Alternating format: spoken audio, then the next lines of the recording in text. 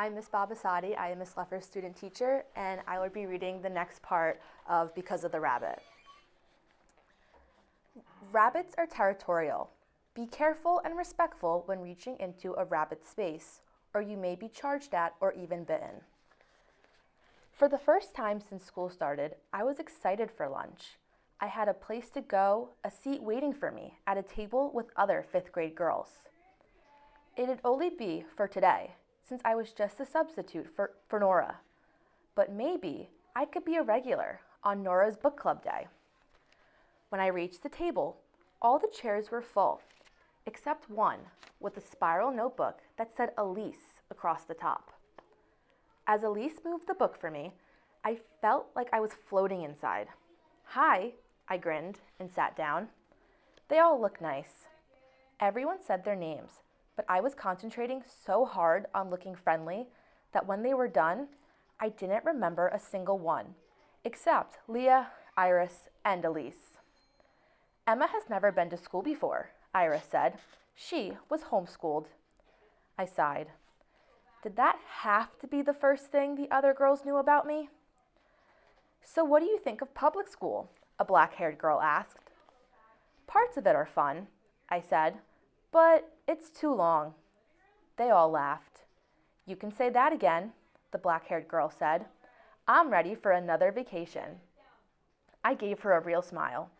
It felt good that I had made them laugh, even if it had been by accident. "I'd hate being homeschooled," the girl with the pink tail said. "I'd be so bored being at home all day with nothing to do." I opened my mouth to say I hadn't been bored, but everyone else was nodding. When they got to know me better, it'd be easier to tell them the truth. For now, it seemed more important to fit in.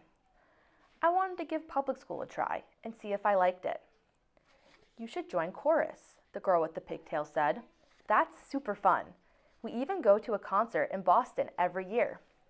I grinned. That did sound like fun.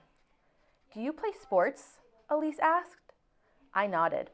"But I haven't had any chances to be on a team. I really like—" "Time for lunch," I heard behind me. Uh-oh. I thought Jack understood I was having lunch with Leah's group today. "Hey, Jack," I said. "I'm sitting here today. Okay?" "Yes," he said. As soon as he was too far away to hear, Leah said, "I'm sorry you got Jack as a partner for our presentation. He can be hard to talk to." I couldn't tell if she was saying it to be mean or just stating a fact. "Unless it's about animals," I agreed, unwrapping my sandwich. "That wasn't mean. It was just the truth, right?" "He's why Miss Martell comes to our room," Leah explained. "She acts like she's there to help out with everyone, but really, she's Jack's aide. When he was little, he used to throw tantrums. Remember?" She raised her eyebrows to the other girls. "Wild tantrums," Elise agreed. "And be careful what you tell him. He doesn't always get that some things are private." Iris groaned. "Remember last year, Akari?" The black-haired girl rolled her eyes. "He told Mrs. Keller about the surprise party we were throwing for her, even though we told him not to." Elise, Akari. I willed myself to remember the names until I could write them down in the back of my assignment notebook. "She caught us making some decorations," Akari said. "She asked what they were for, and he just told her the truth." "I'm glad he's not in my class this year," Elise said. I tried to concentrate on my sandwich, but I was squirming inside. It didn't feel good talking about Jack, even if everything they said sounded true. I felt lucky the other girls didn't know the mistakes I'd made when I was younger too. Like the time I locked my whole family out of our house and it was snowing. We had to wait in the barn until a locksmith came. Or the time I accidentally ate some dog biscuits because they were in a plain plastic bag and looked like crackers. Friends can tease you over dumb things like that, and it's funny. But if you're not friends, it hurts. Maybe if these girls knew those things about me, and a bunch more, they wouldn't want to be my friends either. I wish I hadn't rolled my eyes about Jack with Leah. Leah took a bite of her sandwich. "Ugh, I told Mom to ask for no pickles. I don't know why she can't remember that I don't like them." She smiled at me. Oh no. I fought to keep smiling as Leah plucked pickles out of her sandwich and put them on her napkin. You can have them, Emma. I wanted to say, thanks, but it was a friendly thing that she was sharing something with me. But that's okay, really. It's no problem, she said. I don't like them. 6 pickle slices. Oh, yum, I said, trying to sound excited as she slid the napkin to me. Would anyone else like some? I don't want a hog. I don't like pickles, Iris said. No thanks, Akari said. Leah was still smiling at me, so I took a nibble of the edge of the first pickle.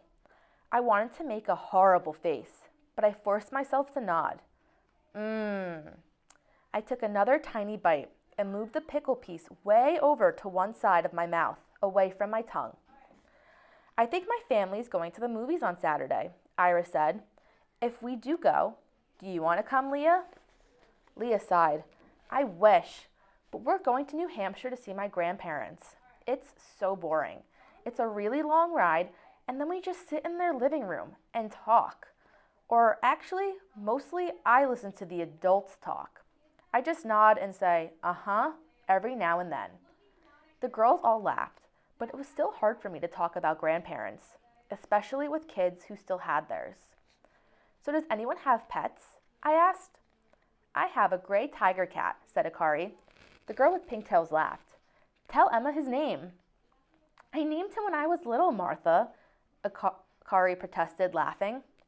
Elise, Akari, Martha. What is it? I took a bite of my sandwich to take the pickle taste away. Akari shrugged. Ketchup. The other girls were laughing, so it seemed okay to laugh too. That's funny, I said.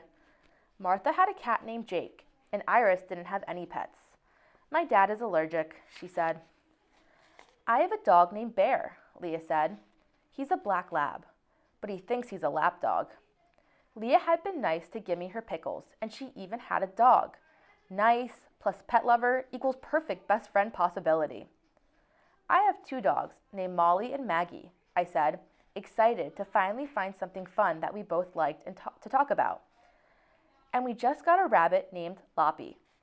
Wow, I love rabbits, Leah said. I've always wanted one, but my parents think Bear would scare a rabbit. Loppy actually bosses our dogs around, I said, grinning. When he gets racing and hopping, it freaks them out. Loppy sounds like he has to go to the bathroom, Iris said. If you got another rabbit, you should call him La Poop. The girls all laughed. I smiled, like I found it funny too. The name was special to me, though, and definitely not a joke. It's a family name, I said, and then to change the subject, I added, my dad and I found him. What do you mean you found him? Akari asked. I took another tiny nibble of pickle. I was hoping my tongue would get numb to the taste, but it was just as awful as the first bite. He was a stray, I explained. My dad's a game warden, and he got a call saying a rabbit was stuck in a lady's fence. I went with him, and when we got there, it was a pet bunny, not a wild one. I would love to rescue animals, Akari said. How did you know the bunny was a pet? We only have New England cottontails and snowshoe hares in Maine, I explained. I knew just by looking that he wasn't either of those. Loppy is honey-colored with a brown nose. This was going really well. I felt like I had finally broken through the friendship wall and was making progress. You're lucky he wasn't a girl, Akari said. My friend got a pet rabbit and it had babies, so they had 6 rabbits instead of 1. I nodded, though it did sound like fun to have baby bunnies at our house. My dad checked. He's definitely a boy. Bunnies are cute, but they don't do much, Martha said. They just sit and stare at you. I don't think that at all. Of course, Loppy wasn't like Molly and Maggie. They liked to play and would sit on the couch with us. Loppy is quite kind of fun, but I love to watch him pull down his ears with his paws to groom them. And it's so cute when he flops onto his side or races around the room. And he liked me. I could tell every time he chinned up or rose up on his hind legs to see what I was doing, or if I'd brought him a treat. I'd like to meet Loppy, Leah said. maybe I can come over sometime. I was already planning to bring Loppy to school, but having Leah over to my house would be great too. Sure, and if you needed a ride, my mom could pick you up and bring you home. Wait, did that sound desperate?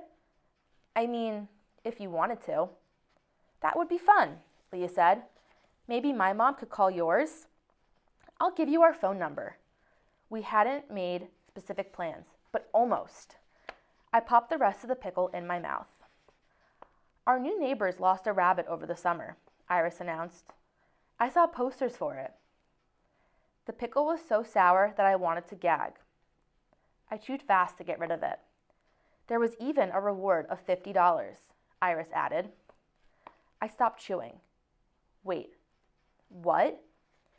Did you try to find out who your bunny belonged to, Emma? Martha tilted her head sympathetically. Maybe it's the same one. The same bunny? I swallowed the pickle as fast as I could. We took Loppy to the shelter, and the lady there checked on the computer about lost pets, I said. No one had reported him missing, and she promised she'd call if someone did. I didn't see any posters, Leah said to Iris. Where were they? On a few telephone poles, Iris said. You weren't home much this summer. That's true, Leah said. I went to see my cousins in Oregon, and then I went to camp. I'm sorry, Emma, but maybe you can get the reward, Martha said. It's not him, I replied firmly. It just couldn't be. The lady at the shelter said it looked like he'd been on his own for a while. She said sometimes people let pet bunnies go thinking they'll survive in the wild, even though they won't. I'm sure that's what happened. Are the posters still up? Akari asked Iris. Iris shook her head. It was a while ago that I saw them. My mom told me the family's last name is Abbott, though. They moved into a big house at the end of Morton Street. The shelter lady said people call right away when they want their pets back. I fought to keep the mildly interested look on my face, but instead my heart was speeding. Iris said they're new. Maybe they didn't know there's a shelter, Akari said. Iris, maybe you and I could walk over to their house and ask them, Leah suggested. No, let me check with them, I said quickly. I bet my brother can find out their phone number for me, or my dad could get it for me. The way, they can ask me questions.